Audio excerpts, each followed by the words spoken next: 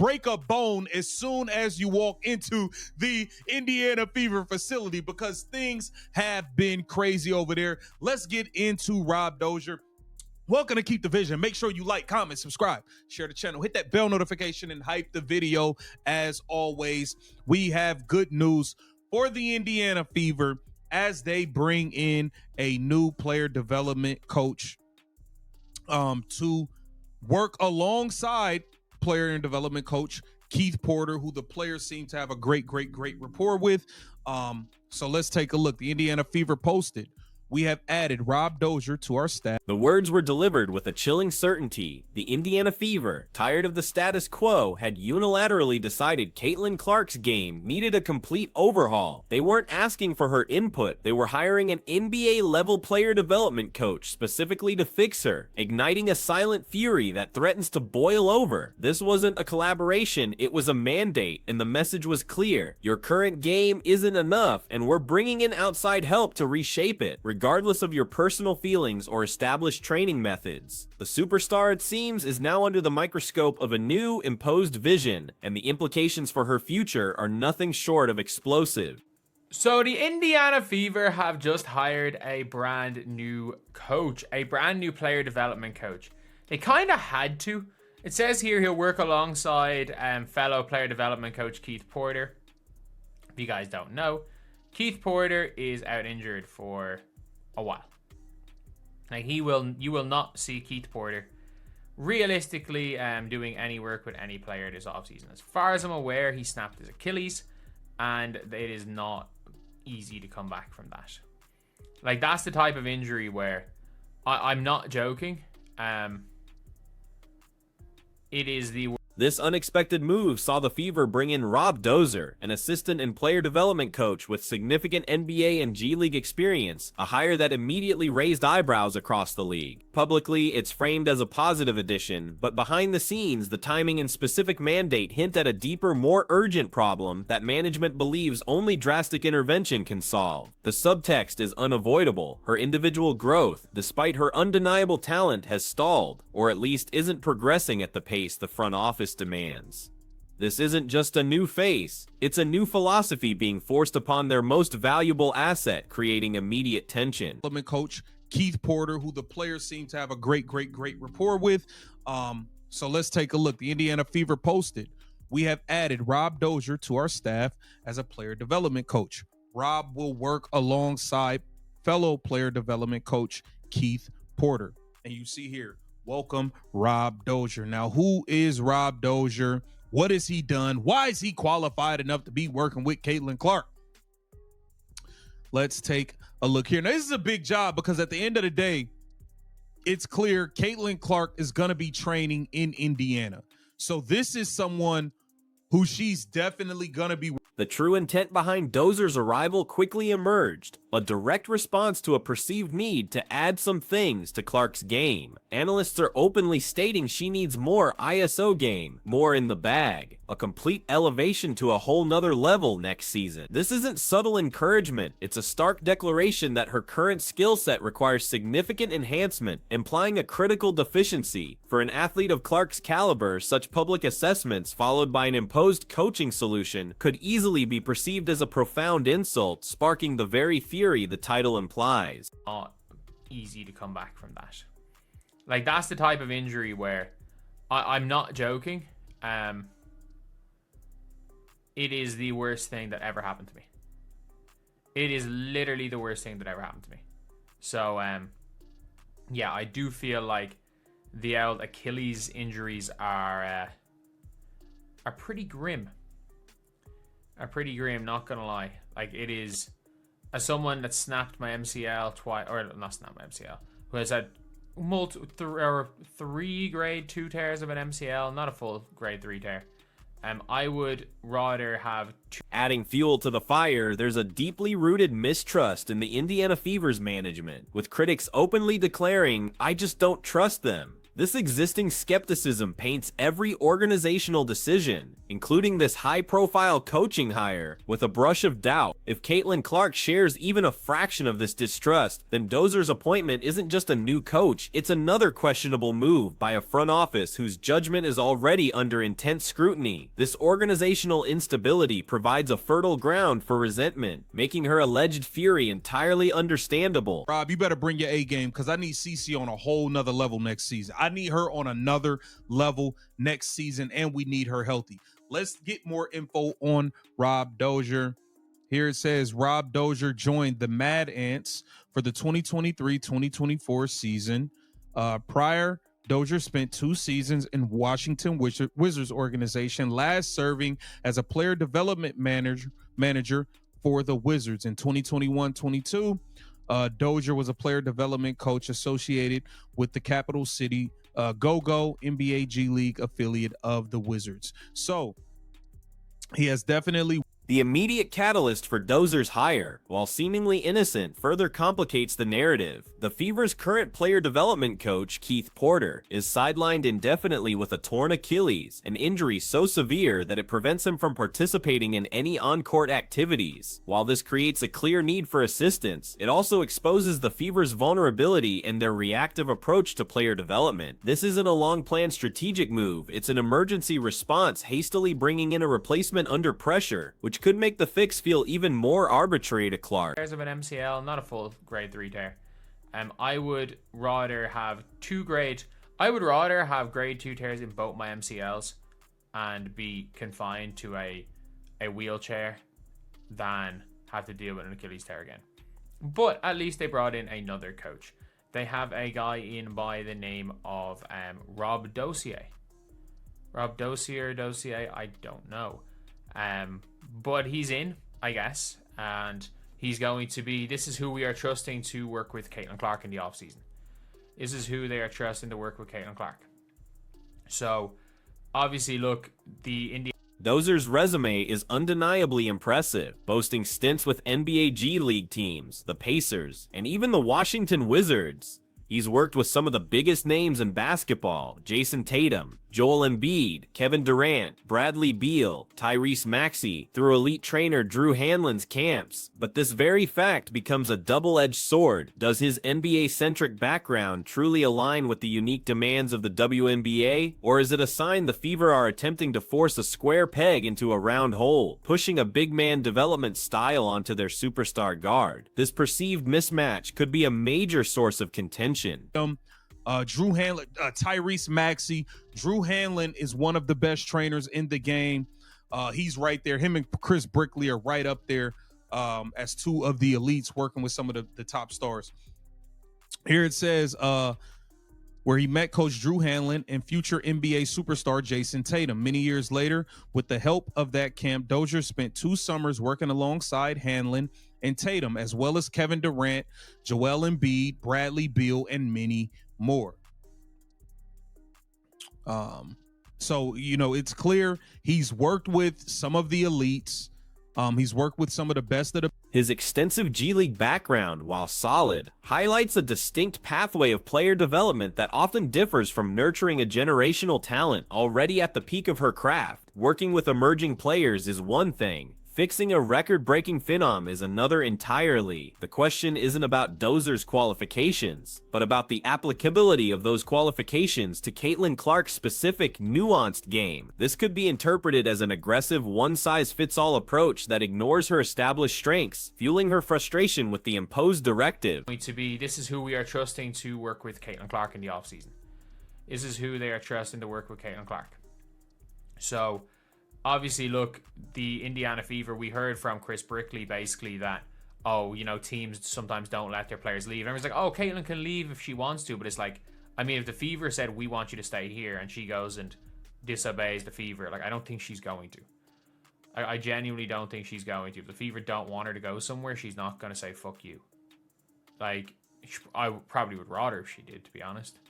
Like, if the Fever told her, you're now, you're coming off the bench. Experts are not holding back, directly challenging Clark's current training methodology. The consensus is a stark critique. Her doing individual drills with you in an empty gym. That's one thing. Reps is reps. That's but she needs to be seeing, she needs to be going against live bodies in the offseason. This isn't a suggestion, it's a demand for a complete overhaul of her offseason regimen. Such a direct dismissal of her past training, by extension, criticizes her personal agency and judgment, creating fertile ground for resentment and a feeling of being undermined by her own organization. More. So, you know, it's clear he's worked with some of the elites. He's worked with some of the best in the world. So he knows what it takes to get a player to the next level.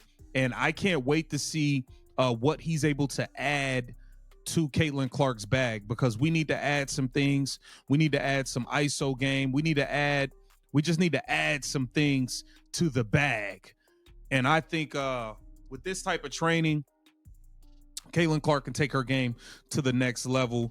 And I think this is going to be awesome. The comparison to Kelsey Plum's offseason training regime, where Plum was playing 5-on-5 versus dudes all summer, serves as a direct blueprint for the fix envisioned for Clark. The implication is clear. Clark's game needs this same aggressive, high-contact, male-centric development to truly excel. While the goal is improvement, the method being implicitly mandated, abandoning her own trusted process for a prescribed NBA-style development could easily be seen as an ultimatum, robbing her of control over her professional growth and contributing to her simmering fury.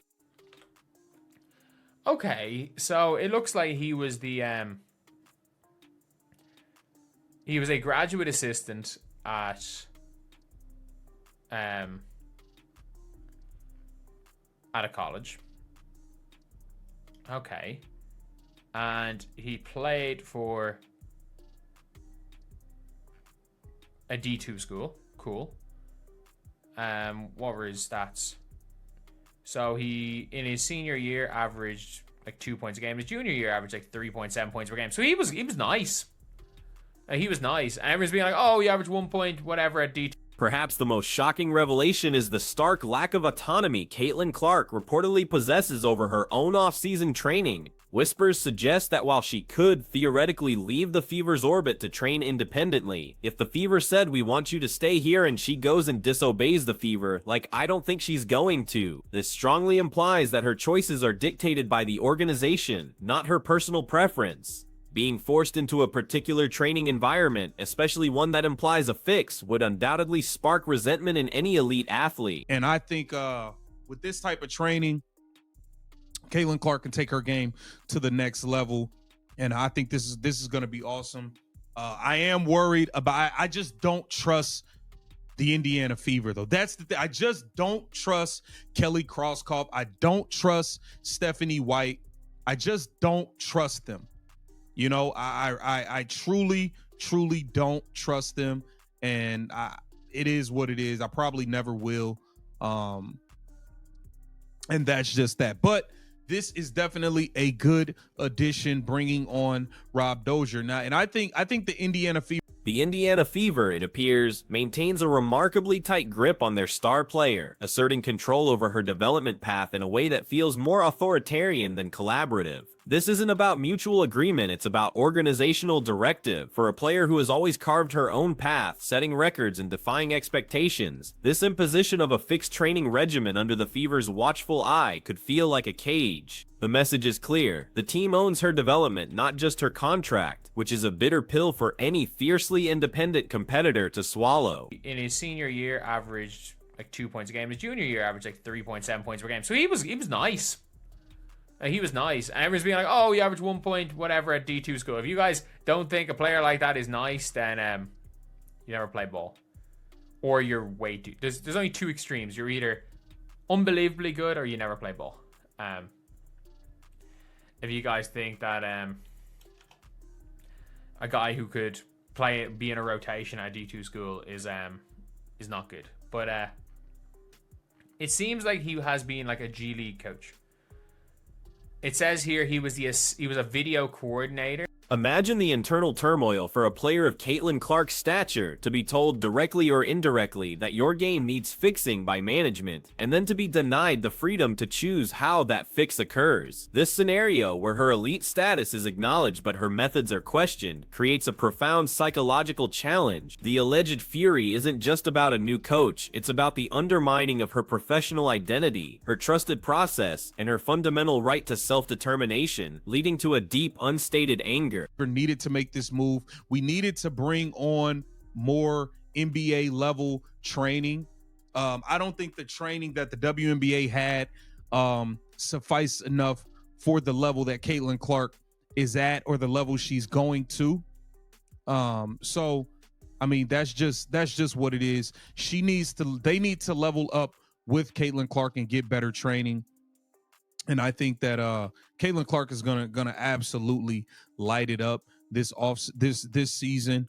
And hopefully, I'm hoping that this trainer is smart enough to realize, we got to get Caitlin Clark in some offseason 5-on-5. Further compounding the volatile situation is the unsettling truth about the Fever organization's apparent injury epidemic. Coaches and players alike have been falling like dominoes. It's been openly stated that it's almost like you're not really a part of the Indiana Fever until you get hurt. This dark cloud of chronic injuries surrounding the team adds a terrifying layer of risk to Dozer's arrival, placing a new development coach tasked with pushing players to the next level into such a physically dangerous environment feels incredibly reckless, and Clark's concern for her own safety amidst this could easily escalate to fury. I don't think that he's I'm not gonna say, like, there's absolutely no way he's underqualified. I think there's no way he's underqualified. Let's just take a listen. So he has a private Instagram account. Smart move going private before this. Look, I don't know much about the guy, and I'm not going to claim to know much about the guy. He was a coaching associate for the Wizards G League team. Like, he's my age, so it's not like he's old. He seems to have done a lot and been around the game a lot for a young player. And a lot of the chilling warning to Dozer himself encapsulates the team's dangerous reality. You're liable to break a bone as soon as you walk into the Indiana Fever facility, because things have been crazy over there. This isn't hyperbole, it's a stark reflection of a deeply troubled environment. Bringing in a coach to fix a player's game, while the very facility seems cursed with injuries, introduces an unbearable tension. Clark isn't just furious about her game being questioned, she's likely furious about being forced to develop in what appears to be a physically hazardous and ill-managed organizational ecosystem. The basketball, man, Caitlin Clark is going to walk into the season and destroy these ladies. I mean, absolutely destroy them. So I'm super excited. Rob Doer, you better bring your best, but you better be careful, bro. I don't know if you're paying attention. Everybody has gotten hurt, and it's almost like you're not really a part of the Indiana Fever until you get hurt. That's really what it seems like, to be honest. Like, literally everybody has gotten injured being involved with this team. It's crazy.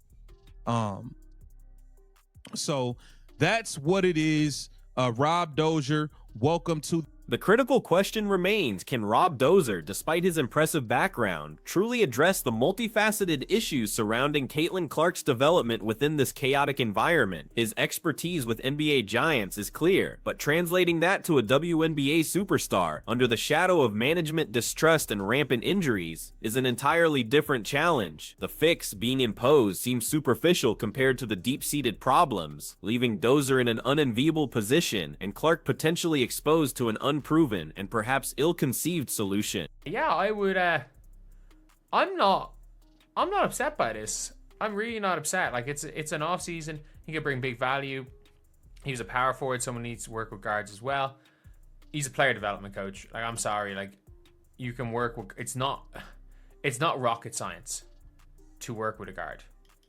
Like, I'm sorry, it's not rocket science. Shoot going right.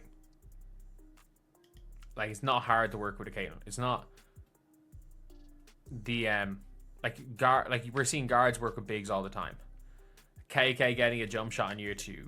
I wonder when KK will be back, because she Adding another layer of uncertainty, speculation suggests Dozer's tenure with the Fever might be a mere stepping stone, a temporary assignment before he's potentially elevated to the Pacers or another NBA role. The whisper is that he might be here for a year, and then the plan is to send him up to the NBA. If true, this reduces Clark's development to a temporary project, a means to an end for a coach's career progression. Such a transient arrangement would further strip her of stability and long-term commitment, justifying any frustration she might feel about being a pawn in an organizational game. This sets the stage for an explosive offseason showdown. With her autonomy seemingly curtailed, her game under scrutiny, and a new imposed coaching regimen, Caitlin Clark is entering a critical period where the success or failure of this fix will define her immediate future. Will she embrace the new direction, or will the underlying fury manifest in a struggle against the organization's dictates? The pressure is immense, not just on Dozer to deliver, but on Clark to accept a path chosen for her, a decision that could make or break her burgeoning professional career. The stakes couldn't be higher.